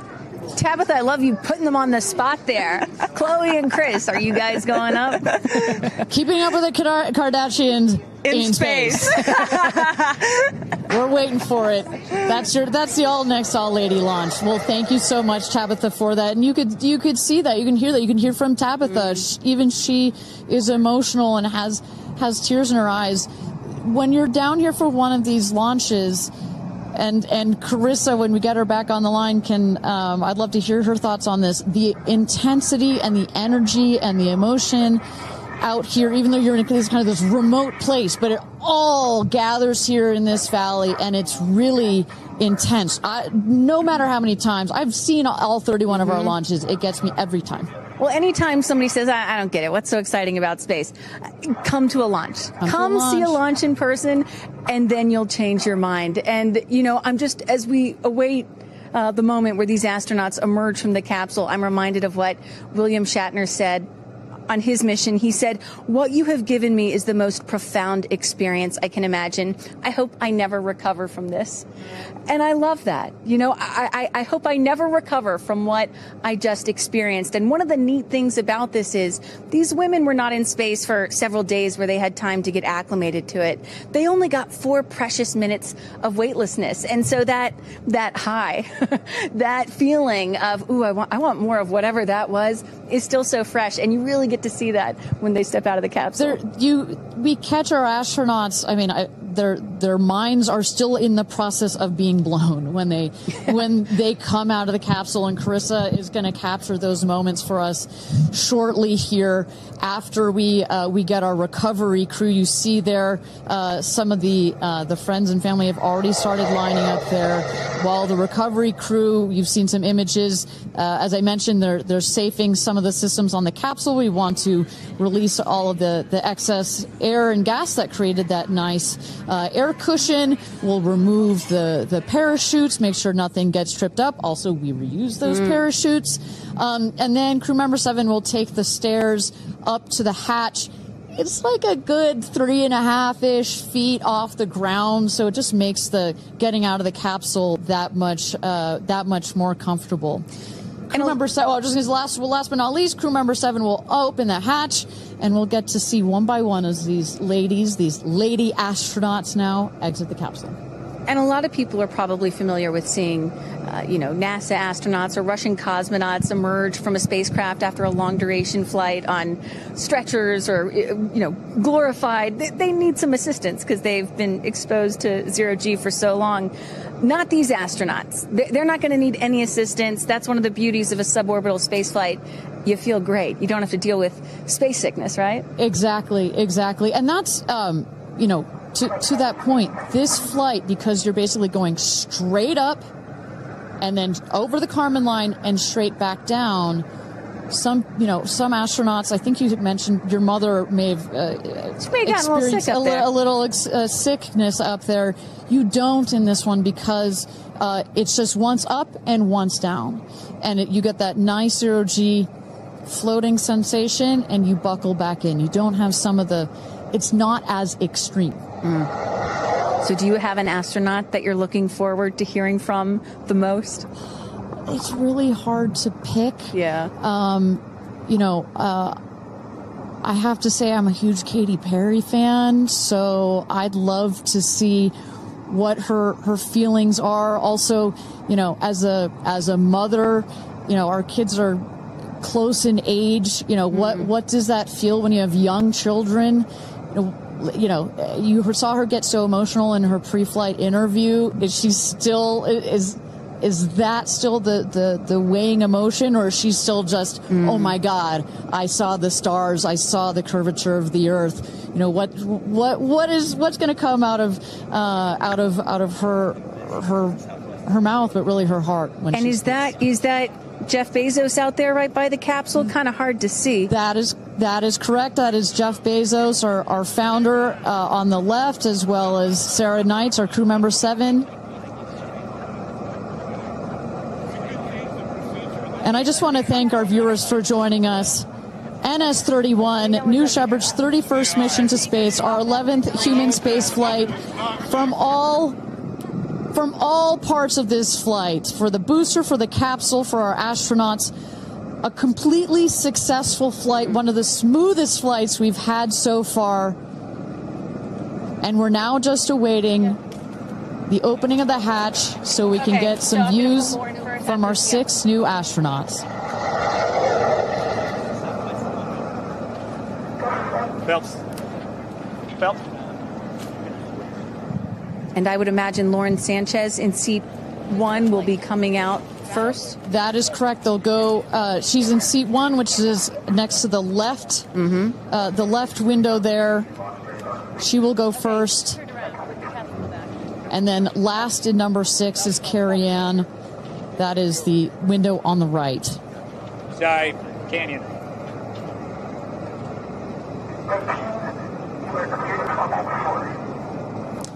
You see those vans arriving. Those are friends and family.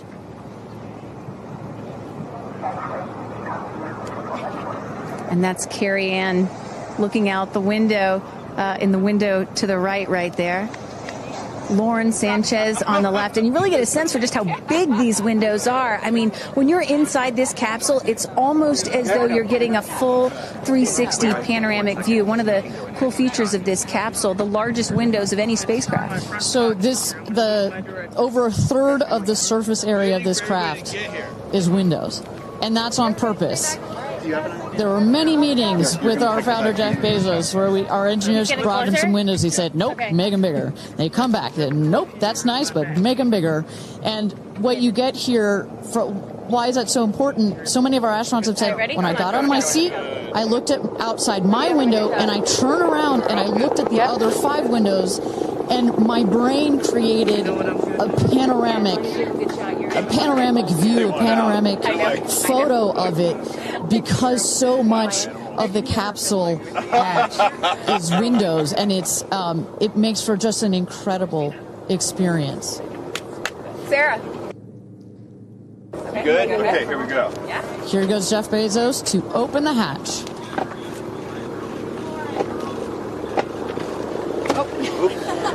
She didn't really close it again. Come on out, guys.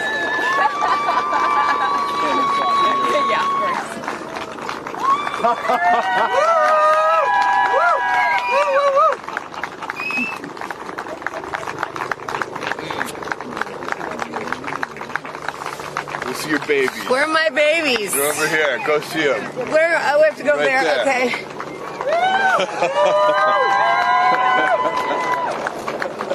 Katie! Woo!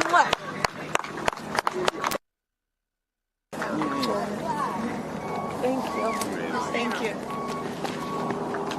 Amanda!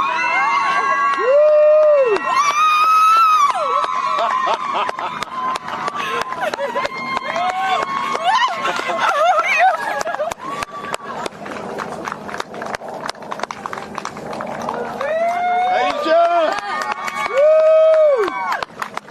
Oh my gosh!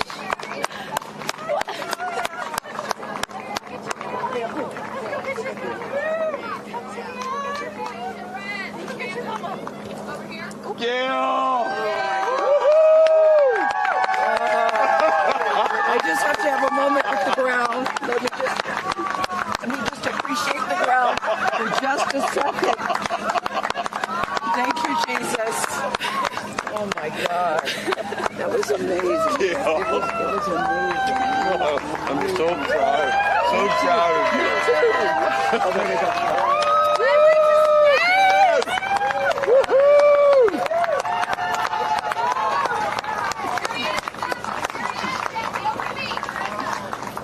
Amazing. I'm so proud of you. Kerianne, we got your people over here. Come right around the bushes here. Woo! Come on. I can't hear I have no, it's not working. So someone just tell me when we're on. Does anyone have our F? All right, and you just saw it there. All 6 astronauts coming out, all ecstatic. Katy Perry and Gayle King both kissing the earth. Very happy to be back down here, but clearly ecstatic. I don't know about you, Kristen, but my favorite was Lauren coming out and saying, "Where are my babies?" And I also loved Katy Perry holding a daisy, I believe, and holding the daisy up to the sky after her daughter Daisy. Sweet moment. With that, let's turn it over to Krista Thompson standing by outside the capsule. I don't really have words for it. Oh my God, Lauren, I want to cry just seeing you. I'm so proud of this crew. Like, I mean, Gayle, we were just talking in the capsule, doesn't even have ear piercings. She's so afraid to do anything. And she got in that capsule, and I think, like, it profoundly changed her. I mean, for me, I can't put it into words, but, like, I looked out the window, and we got to see the moon. And it was pink. Was it pink? Full moon. It wasn't pink, but it was almost full. And Earth looked it was so quiet. it was just quiet. And is it what you expected? No. Better. Yeah. I don't think you can describe it, because what I was saying, it was like quiet, but then also really alive. And you look at it and you're like, we're all in this together. Like, that's all I could think about is like, we're so connected, more connected than you realize, because you just see right here, you see like, states and all these things that like divide us, but we're not. And what is your emotion? What makes you emotional? Joy.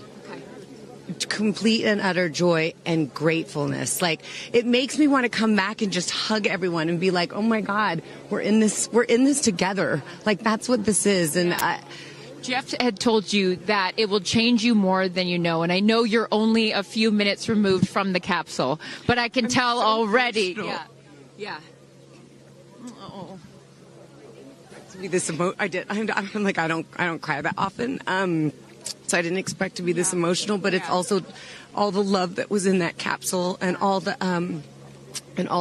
heart and the feelings and all the things, and like seeing Jeff before I left, I just went, I had to come back. I mean, we're getting married. If I didn't come back, that would be a bummer for me. Only you, by the way, would say this to me. You said, Jeff, if you don't want to marry me, you don't have to send me to space. Don't have to send me to space. What an incredible experience for you. But the fact that when you're in there, we got to hear some of your audio, but give us some of those moments when you guys, just from the second you took off to the second you landed, describe, if you can, for us what we didn't get to hear. It was a feeling of joy and and camaraderie. It was a feeling of gratefulness. It was a feeling that we're doing this. And Alan Shepard, I told you about this, did this same exact flight, and he became the first American in space. And 6 women just did the same flight that he did.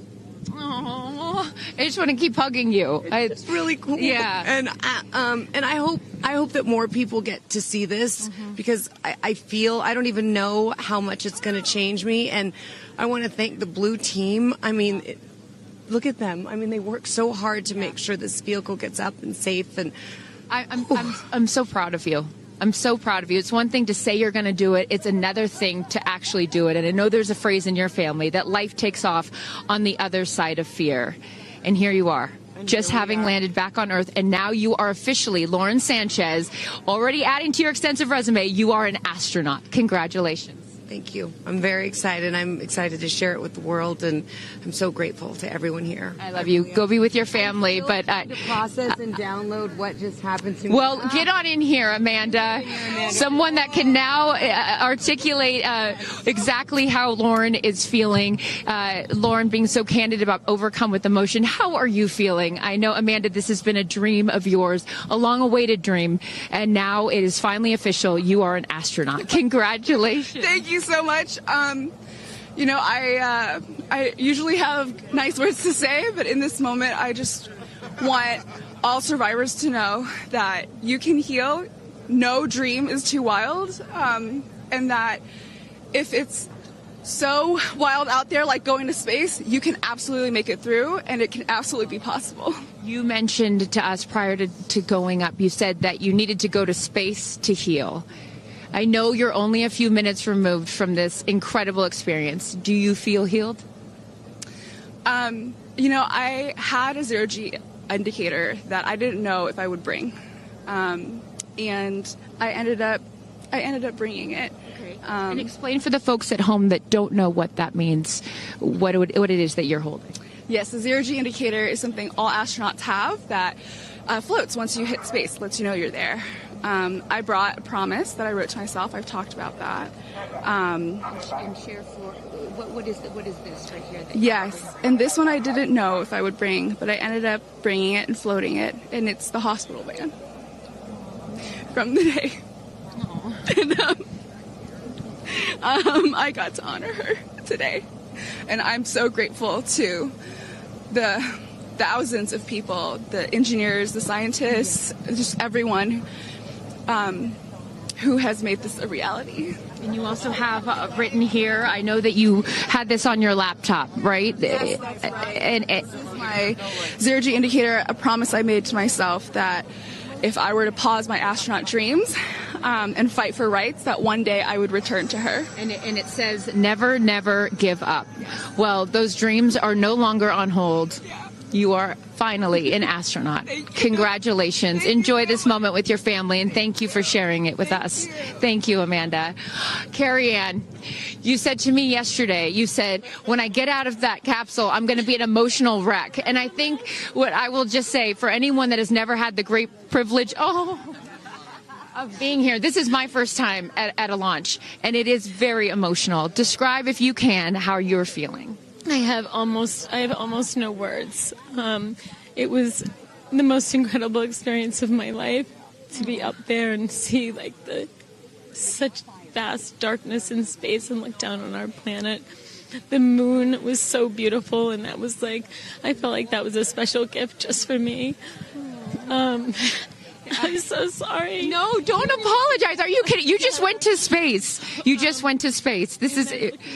Like knowing that everything, like everyone I loved was standing down there looking back up at me, and I just hope that these types of experiences, clear a path for everyone to be able to do that. You told us a beautiful story about your son when you told him you were going to go to space, and that, get over here so I can hold you, and that he went back to school and he was all excited to tell his friends that his mom was going to space, and they said, your mom can't go to space. Moms don't go to space. Well, guess what? This mom just went to space. Congratulations. You are officially an astronaut. And I know you're wearing a very special necklace from an incredible group of people that you hold near and dear to your heart. What would you like to say to them watching? I'm wearing a few necklaces today. My dear friends threw me a blast-off party and gave me this feather, which obviously represents the Blue Origin logo. And it felt so special to have it close to my heart. And in space with me. And I feel like it helped me take all of them with me on this journey. Yes. Well, I will let you go enjoy this historic moment with your family, and thank you for sharing it with us. Congratulations. You're an astronaut.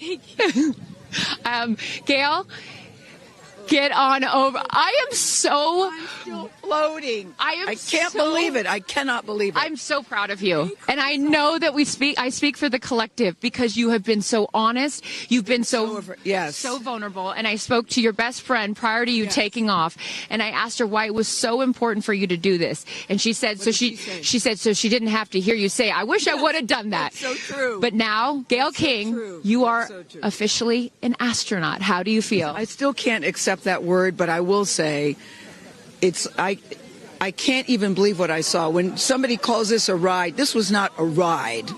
What happened to us was not a ride. This was a bona fide friggin' flight. And our instructor, we were so well prepared. So every noise we heard, we knew. But the flight instructor said that I am her best success story. Why? Because she's never had somebody go through the course who's terrified of flying.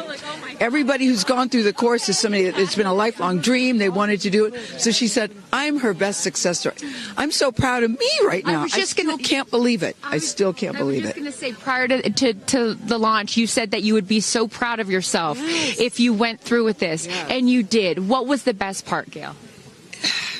It's oddly quiet when you get up there. It's really quiet and peaceful. And you look down at the planet and you think, that's where we came from? And to me, it's such a reminder about how we need to do better, be better. Do better, be better human beings. And what do you mean by that? Processing. Well, it's so nasty and so vitriolic nowadays. And I mean, if everybody could experience that peace that we had up there, and the kindness and what it takes to do what we did, all the people that it took to get us up there and get us back safely, I'll never, ever, ever forget. And when we were up there, have you talked to Katy yet? I have not. Okay, when we were up there, after zero G is very difficult. All the training about this is how you get in the chair and this. I look like a friggin' moose getting in the chair. It was like, just let me get in the chair. Let me get the seatbelt on. But, we had a very do this. How would you describe it? it's very difficult because you're floating. But the best part was when we got back in our seats after 0 G's, Katy sang "What a Wonderful World." She did? Isn't that nice? Oh, come on. She sang "What a Wonderful World." I see dreams. Oh, yes. Oh. Because we'd been asking her to sing all the time, and she wouldn't. And then, because everybody said, sing roar, sing fireworks. And she said, it's not about me. I wanted to talk about the world. Wow. I know, isn't that nice? You got to ask her about that. That's really special. And when Lauren got out, she was overcome by emotion for a lot of reasons, and rightfully so. But she spoke to the group and how close you guys have all become because of this experience. How would you describe the camaraderie that you guys now have together? I would say that we are forever bonded, because you can't go through what we went through to look out for each other, to help each other, and not be changed by that. You know, it really is a true, people throw the word around, but it really is a true sisterhood. Mm-hmm. But it speaks to how we were set up for success. The training was so, I can't stress this enough. The training was so friggin' good. We were set up for success. And it went exactly as they told us it was going to. Every boom that you heard, the drones, the drogues coming out, the parachutes coming out, it went exactly as they said. Are you glad you did it? I am glad I did it. Yeah. I am glad I did it. Yeah. I am very glad. I have no regrets about doing it. What would you say to people watching right now that are scared, that are fearful of anything? What would you say to them? Well, I just said I'm stepping way out of my comfort zone, because this is so not like me. I said up there, I might now get my ears pierced. I've always been afraid. Which is great. I love that you've never had your ears pierced. No, even Hootie at the training center, you don't have your ears pierced? I go, because it hurts. Oh, my gosh. But I mean, for people that are afraid, Eleanor Roosevelt once said, courage is doing something that scares you, but you do it anyway. And I stepped out of my comfort zone in a way that I never thought was possible for me. Mm-hmm. And now that I've done it, I really do feel I can take on anything. Anything. Congratulations, Gayle King. You are an astronaut. Thank you, Chris. I am so excited for you. I'm so excited for you. And I'm going to go with you to get your ears pierced, because I want to get another hole right here. Go enjoy this with your family. Thank you so, so much. Aisha, oh my goodness. Congratulations. Congratulations. You are officially an astronaut. How do you feel? Also, how do you look perfect after just going to space? I mean, my goodness. I will never be the same. I mean, when you get up there and you see the Earth, and it's so beautiful, and it just fills the screen, and it's not just your window. It's like everybody's window, and there's no boundaries, there's no border. There's just Earth. Wow. It's incredible. You know, Gayle is so honest that this wasn't her dream, but this was a dream of yours. How do you feel now that you just achieved it? Like I picked the right dream. And when we landed, I said, Exuma, I'm good, blue calm, but I'm ready to go back. Wow, really? Yeah. What was the best part for you? The best part for me, actually the whole thing. But we got in and we counted down from 10. And then I started to hear some singing. And when we lifted off, everybody, you could just feel the energy in the capsule. And when we got up there and we got out of our seats, we all just looked at each other. And there was this moment, and I can't wait for people to see it on the video, but there was a very special moment between all of us. And it's just beautiful. It's so beautiful. Yes. Where is your grandfather? Your 92-year-old grandfather, who I know you were so excited to bring. What did he say to you when you got out of this capsule and got to see him for the first time? He said, I was really worried for you, but then Oprah squeezed me. Oprah has a way of making us all feel just a little bit more at home and a little bit calmer. I know your father is watching down on you, and he is your angel. What do you think he's thinking right now in heaven? I think he was like, woo! To have the opportunity to have flown his star in my flight bag and to have a perspective that very few people get to have of Earth, I just feel a renewed connection to everything in life and where we are, and I can't wait to go back out there and pour what I've learned into the world. You have given so much to so many, and I know there are a lot of people watching right now, some young boys and some young girls that are inspired constantly by you. What would you like to say to them? Dream it, plan it, and go and do it. I never really thought I could go to space, although I really wanted to go. And today just confirmed that dreams are real and sometimes reality is wrong. And your dreams just came true. Congratulations. Go enjoy this with your family. Thank you for sharing your experience with us. Katy. Of the group. No, you're not the crier of the group. Feeler of the group. No, you are not. I'm crier. I'm going to tell you something right now. You are officially an astronaut. Thank you so much. How do you feel? I feel super connected to love. So connected to love. I think this experience has shown me you never know how much love is inside of you, like how much love you have to give, and how loved you are until the day you launch. We had these incredible shots of Daisy watching you as the rocket, it'll make me cry, as the rocket's going up, and she was so proud. Just kept saying, Mommy, Mommy. And I know you'll feel the same way when you watch it. And you brought a real-life Daisy up. That's it was right. important for you, not only because it's your daughter's name, but why else was that important to bring it? Daisies are common flowers, but they grow through any condition. They go through cement, they go through cracks, they go through walls. They are resilient. They are powerful, they are strong, they are everywhere. Flowers are, to me, God's smile, but it's also a reminder of our beautiful earth and the flowers here and God's smile and the beautiful magic that is everywhere, all around us, and even in a simple daisy. So to really appreciate it and remember it and take care of it and protect it. Gayle shared with us the song that you sang when you got up there.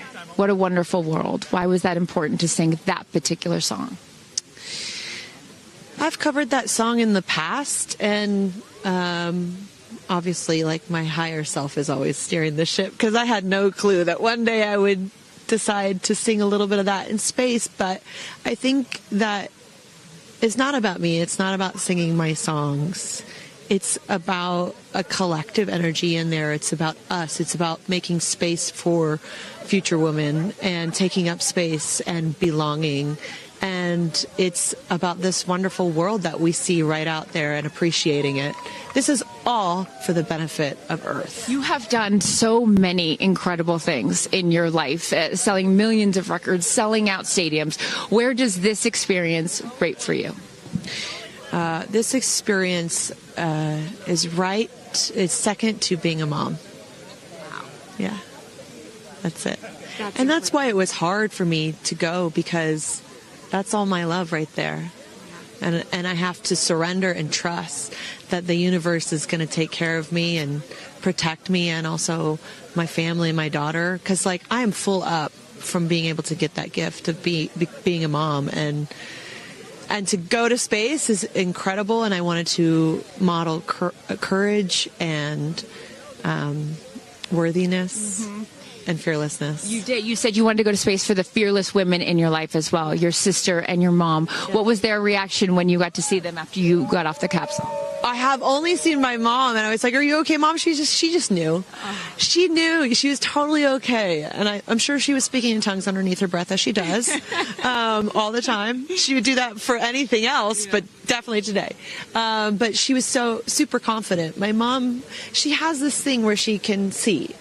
I mean, even down to the name of, like, the capsule being tortoise. I know you spoke to all of your fans about that the capsule's named tortoise, the feather on the side, that, you know, the symbol of Blue Origin, all of those gave you confidence that this was the right thing for you to do, correct? Yeah, because I just asked for a sign from the heavens, from my angels, and they're like, well, here's the feather, which is what your mother calls you, and if that's not enough, the capsule's named Tortoise, which is your second nickname that your mother calls you. And I'm like, okay, I'm going. Yeah. I got the message, and I'm gonna get the message. Before I let you get back to your family, I just have to ask you, describe for us, because you're so brilliant at putting, you know, words together and describing moments that we can all appreciate later. How would you describe the moment when you took off and then the moment you landed?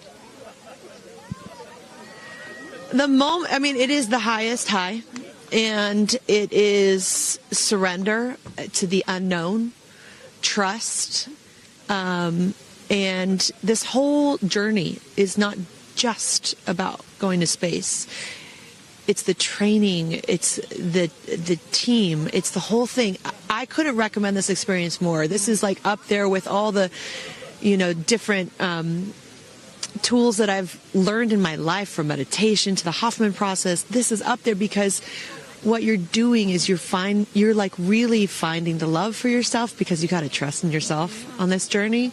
And then you're feeling the love when you come down, for sure. And you're feeling that strength. So I feel really connected to that strong, divine feminine right now. By the way, you're such a badass. I love that the month of April, you're like, I'm going to space and I'm launching my tour. I mean, it's really incredible.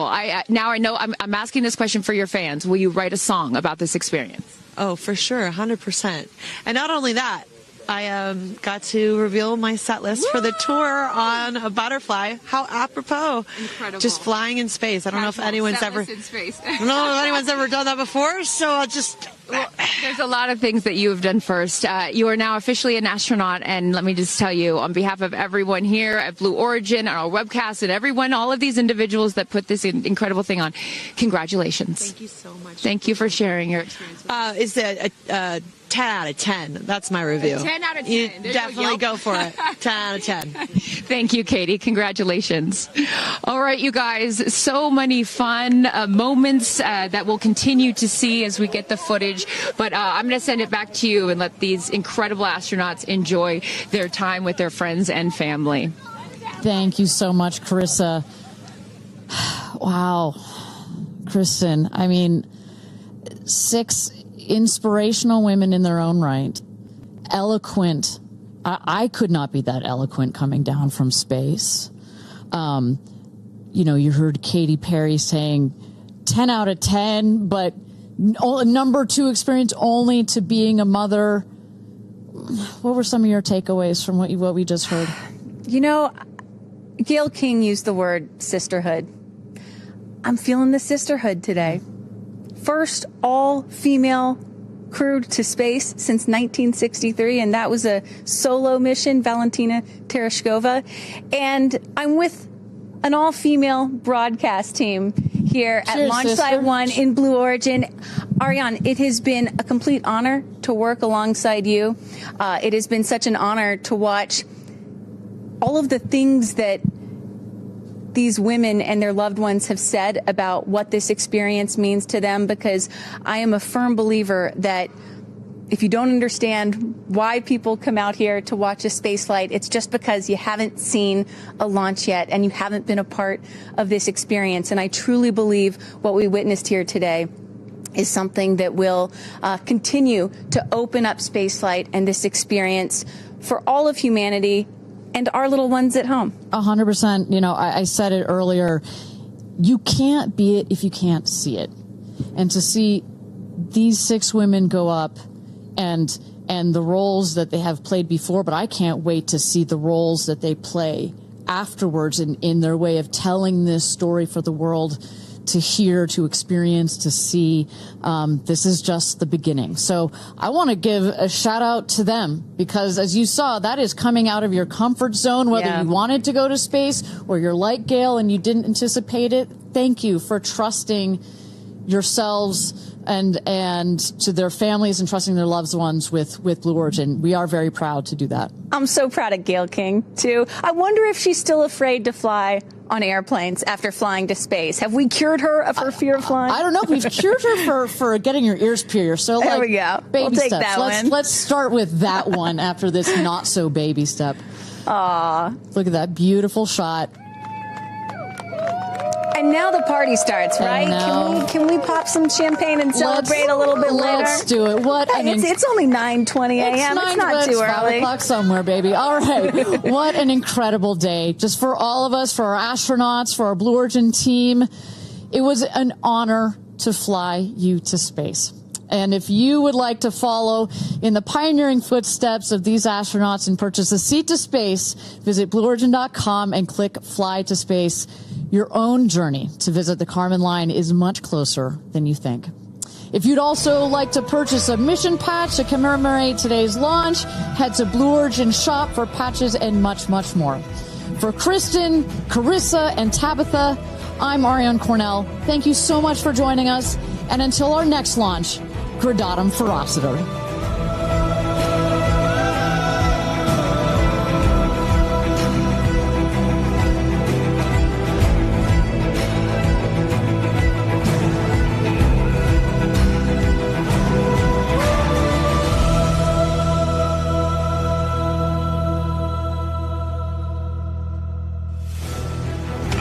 ever dreamed of going to space?